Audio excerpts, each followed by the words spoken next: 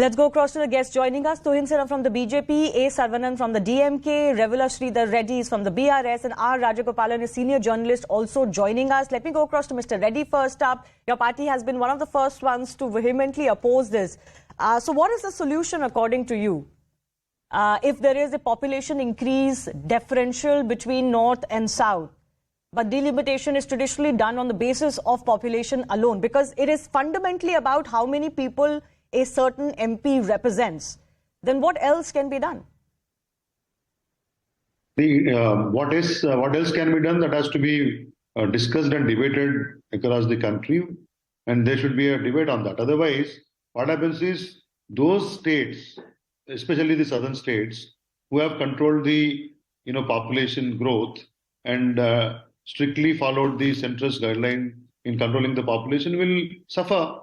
And those states which have not followed the center's guidelines in the past will get benefited. Like now, Uttar Pradesh, we just have was saying from 82, they will go to a big number.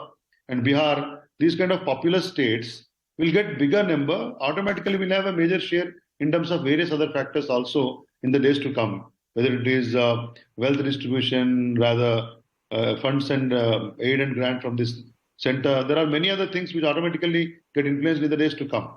So our concern is in the population of southern states is 18% of the total country now, and we contribute 35% to the national kitty. But when it comes to the support from the center, it is vice versa. No, but sir, the issue of funds, or how much you get from the center is slightly different. Let me just focus on the delimitation issue first. Doesn't the debate become moot if there is no alternative on the table? The alternative will definitely come. Simple, if you don't do it on the population basis, or if it is population, adhere a process or fix a criteria in a way that the southern states will not get suffered. But how will that happen? Every constituent and the constituency in a country has the right to have equal representation. One MP cannot have a greater load than the other MP. So there has to be, either you dump the idea of a population delimitation completely, or there has to be an alternative. Can you say that every state should have the same number of population? Telangana has 4 crores of population. Andhra Pradesh, 7 crores. No, Pradesh, of course not. 20 crores. Every state doesn't have even the same land area. So the question of a population symmetry is not possible. There are many things in this country to be debated now, especially in the representation. It is also the right of southern India, people of southern part of the country should have a proper representation in the parliament. Now it is just not the number.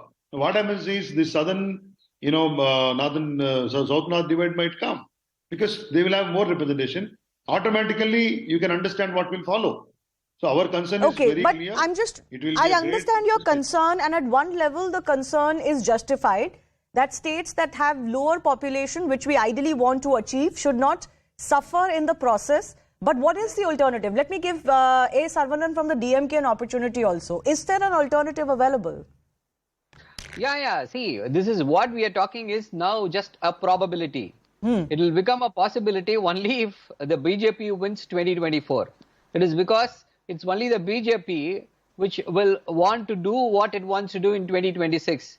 Why is that? Why is delimitation a political issue? I'm coming to it. Coming to it. See, the BJP has now, we have recently inaugurated a big, huge parliamentary complex, and the Prime Minister was quoted that it can accommodate almost around more than 800 people.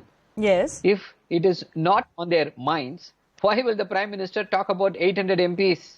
If the delimitation was not there on the minds, or but sir, the delimitation has been done in the past by all governments, and it was always supposed to happen post 2026. Yes. We need to plan ahead. Yes, I'm coming to it. Yeah. See, when the constitution was framed, this delimitation based on population, nobody would imagine the issue of population creating such a havoc.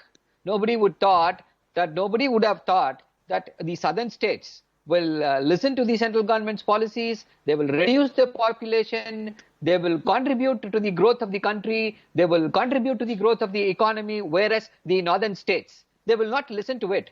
They will not follow the policy guidelines of the union government. They will drag the country economically. They'll drag the resources of the country. Nobody thought this will happen, but this had happened. So what's the alternative? So there has to be an innovative solution. There has to be an innovative solution. See, first things first. This will become a possibility only if BJP comes back to power in 2024. So you're saying other parties are not interested in doing this exercise? You're saying other parties are not interested in doing this exercise? Absolutely, nobody will do it.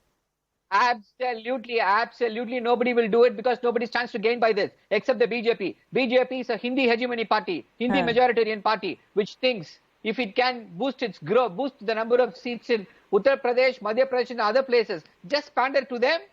We are through. We can perpetually rule the country.